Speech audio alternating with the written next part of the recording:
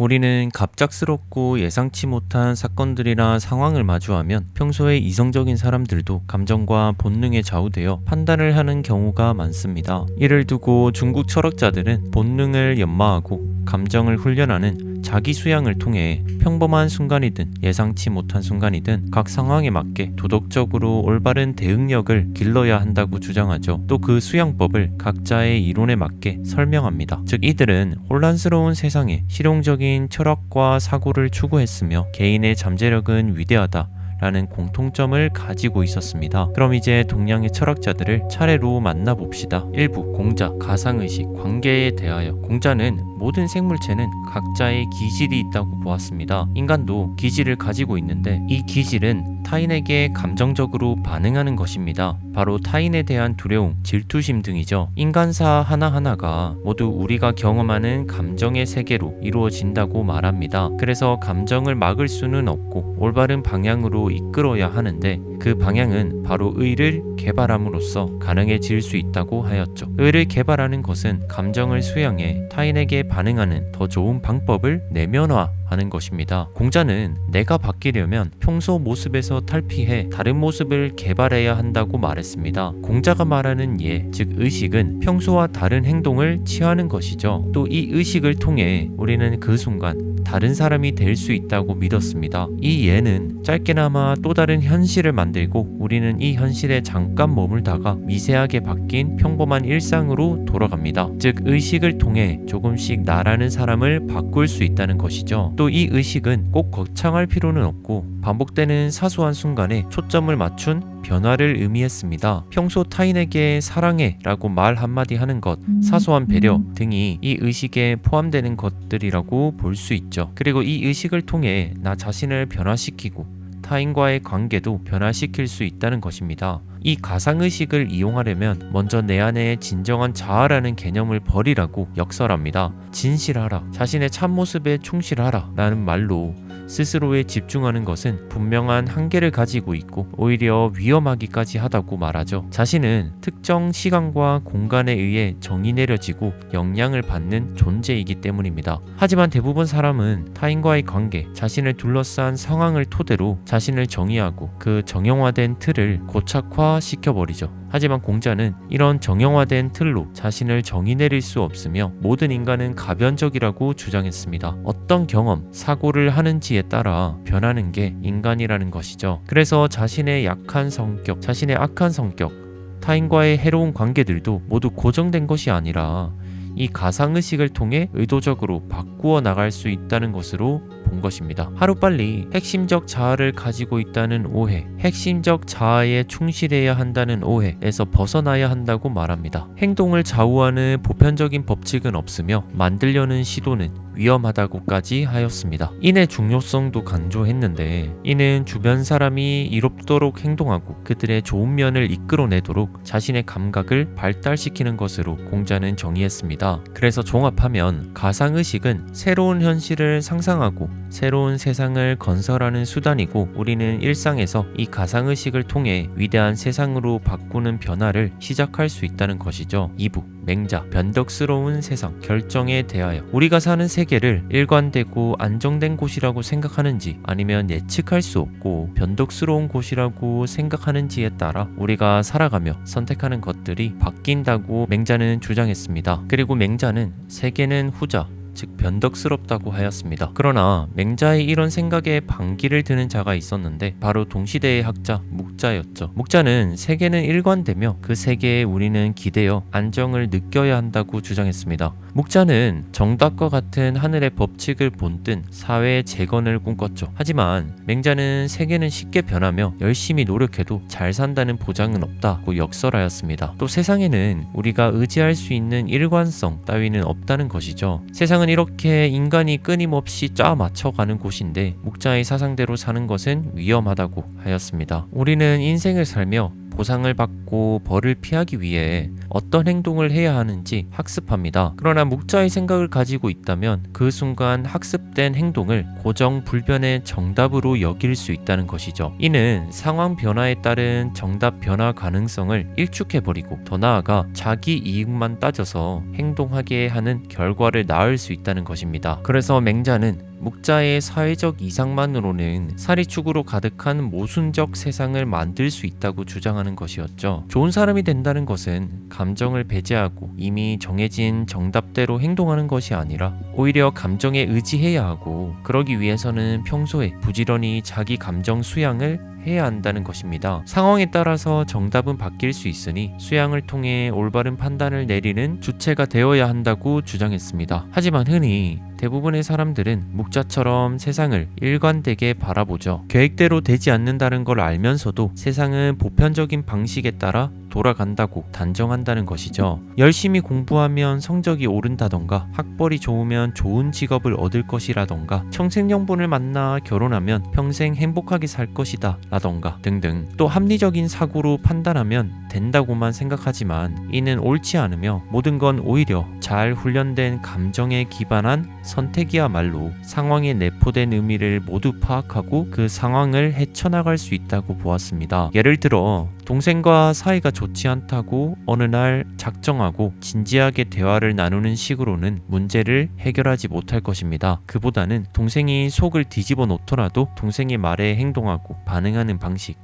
같이 사소한 부분에 신경을 써서 문제를 해결할 수 있죠. 세상이 고정되고 안정된 상태가 아니듯 이런 소통 방식도 고정불변한 것이 아닙니다. 이 점을 이해하면 감정을 훈련해 상황을 바꾸고 관계를 개선할 수 있다는 것이죠. 쉽게 말해 내가 더 나은 반응을 보임으로써 상황을 호전시킬 수 있다는 말입니다. 나는 이런 사람이야 라고 자신을 규정해버리면 전체 상황을 판단하는 능력, 반응 등이 제한되고, 이는 타인에 대한 나의 선의도 제한될 수밖에 없죠. 끊임없이 변하는 세상에서 올바른 결정을 내리기 위해 전체 맥락을 잘 감지해야 하고, 그러기 위해서는 감정을 훈련해야 한다는 것입니다. 또 맹자는 모든 인간은 선천적으로 선하다고 보았습니다. 그래서 이 선한 개개인의 잠재력을 잘 훈련시키면 인으로서 타인에게 선한 영향력을 미칠 수 있다고 본 것이죠. 위대한 인물이 될 사람과 그렇지 않은 사람을 나누는 건 다름 아니라 자신의 감각, 지식을 맹목적으로 따르기보다 마음을 따르는 능력이라고 맹자는 생각했습니다. 또 그 전에 충분히 마음을 수양해 결정을 내리는 능력을 키울 수 있다는 것이죠. 마음 수양은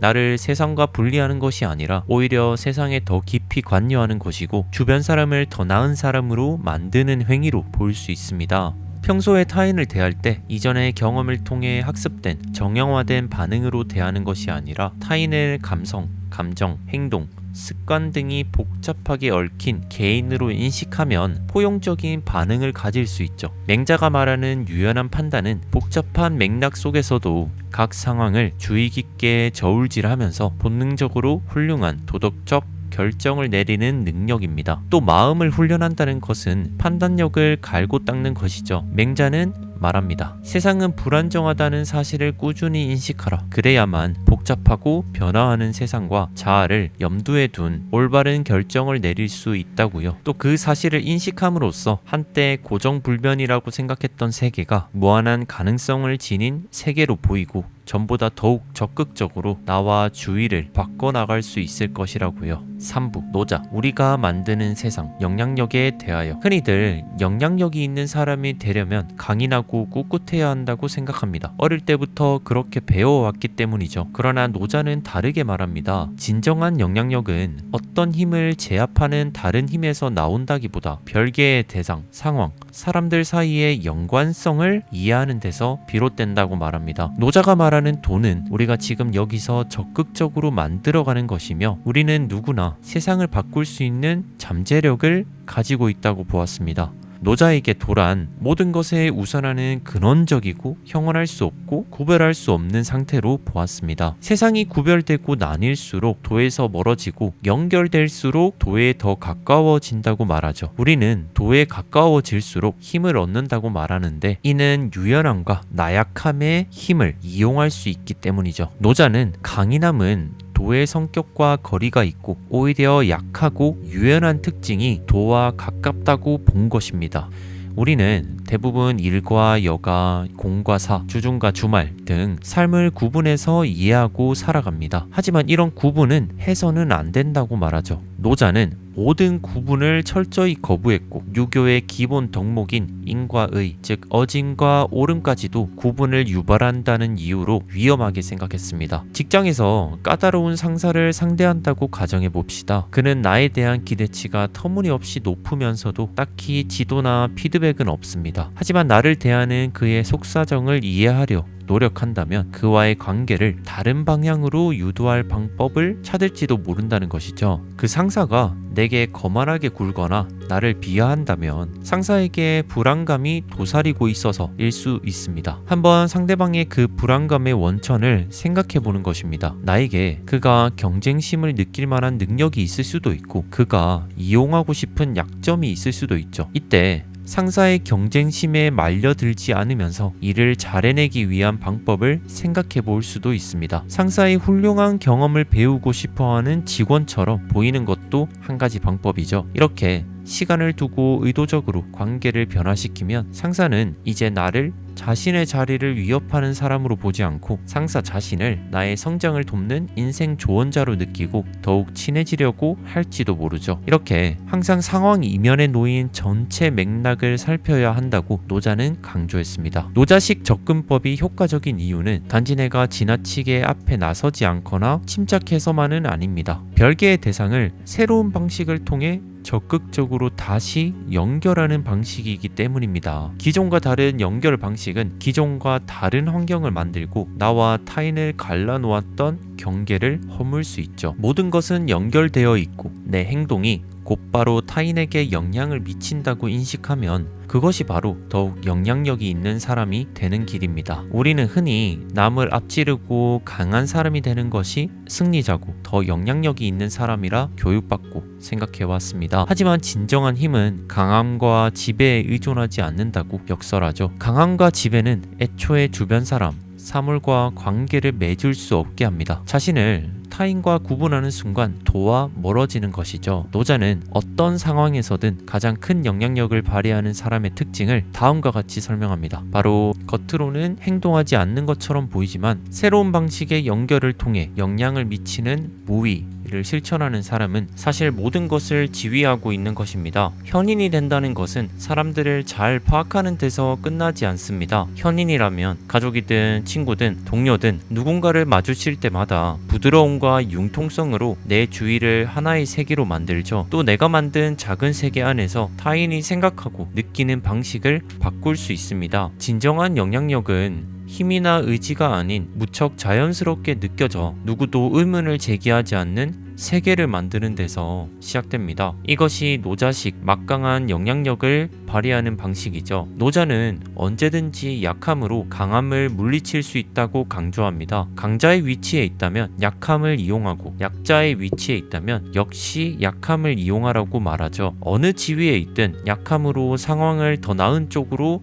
바꿀 수 있다는 것입니다. 노자의 약함은 타인의 옷을 벗기기 위해 강제하는 태풍 전략이 아닌 옷을 스스로 벗도록 하는 햇볕 전략과 가까운 개념으로 볼 수 있지 않을까요? 사부, 장자, 변화의 세계, 즉흥성에 대하여 장자도 노자처럼 도가 철학자로 알려져 있지만 장자가 말하는 도는 노자와는 달랐습니다. 장자에게 도는 노자가 말하는 안정되고 고요한 상태, 모든 것이 구별 없는 곳으로 인식하는 것이 아니었죠. 세상 모든 것은 흐름과 변화를 통해 어떤 것으로든 변할 수 있다고 강조했습니다. 풀은 한참 자라다가 죽으면 분해되고 이때 풀의 기는 다른 곳으로 옮겨가죠. 풀에서 살던 벌레는 새가 잡아먹고 새는 다시 더 큰 새나 다른 동물이 잡아먹습니다. 그 큰 동물도 시간이 흐르면 죽고 썩어 땅의 일부가 되어 흙이나 풀 같은 다른 것으로 변하죠. 끝없는 변화 속에서 모든 것은 천천히 다른 것이 되는 것입니다. 또 장자는 음과 양을 언급했습니다. 그건 어둠과 밝음, 부드러움과 단단함, 약함과 강함을 나타냅니다. 언뜻 반대로 보이지만 사실 서로 보완하는 관계인 이 두 가지 기운의 끊임없는 상호작용이 바로 도라고 주장했죠. 우주를 통틀어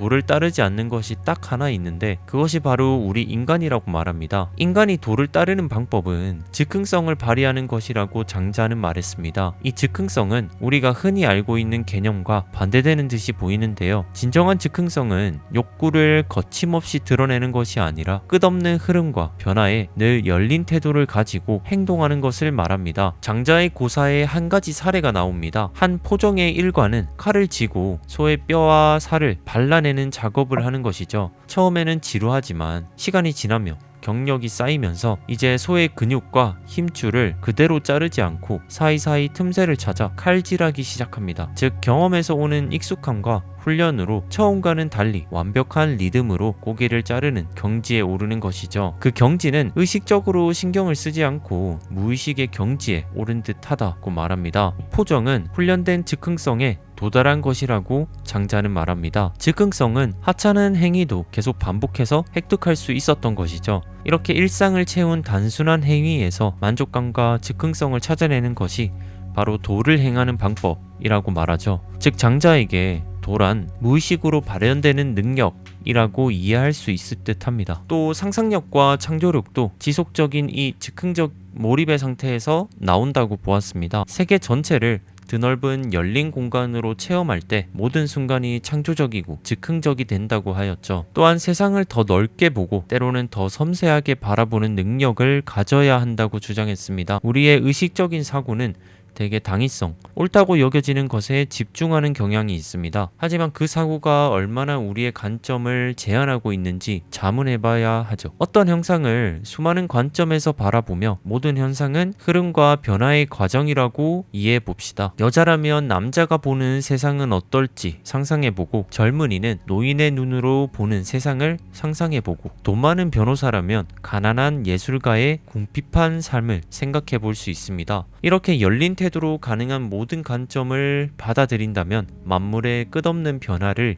이해할 수 있다. 이것이 장자가 말하는 무제한적 관점입니다. 5부 순자, 세상 다스리기, 인간성에 대하여. 순자는 인간의 본성은 원래 악하다. 그러므로 자연스러운 것이 더 좋다는 생각은 위험하다고 보았습니다. 순자는 인간 본성을 굽은 나무에 비유했죠. 외부 힘으로 억지로 곧게 펴야만 하는 대상으로 인간 본성을 이해했습니다. 이때 필요한 것이 꾸며낸 행동, 즉 자기입니다. 우리가 평소에 스스로를 자연스럽다거나 진짜라고 생각하는 순간에도 그 모습은 선택된 것이며 따라서 일종의 자기라는 것입니다. 순자에게 자기적인 것은 좋은 것이었습니다. 자기는 즉흥적인 본성과 제멋대로인 감정을 통제하게 해줍니다. 걸음마를 배우는 아기는 피곤하거나 배고플 때 짜증을 부리고 시끄럽게 울죠. 하지만 어른은 피곤하고 배고파도 자기를 통제합니다. 그래서 주위 동료들에게 무조건적으로 짜증내거나 울지 않죠. 바로 자신의 본성을 있는 그대로 드러내지 않고 자기를 통해 다듬기 때문입니다. 성인은 자신의 본성에 자기를 더하고 감각을 연마해야 서로가 가상의 상호작용을 만들 수 있고 비로소 서로가 함께 잘 사는 세상이 가능하다고 생각하였습니다. 다른 사상가들이 주장한 자연에 너무 집착하면 세상을 바꾸는 인간의 힘을 포기하게 된다고 역설한 거죠. 예를 들어 아마존 우림지대를 보죠. 우리는 심각하게 파괴된 아마존을 보면서 자연으로 돌아가야 한다고 주장합니다. 하지만 막상 아마존 우림지대의 상당 부분은 그곳 토착민이 길들여 만든 것이라는 사실이 이미 고고학 연구에서 밝혀졌죠. 따라서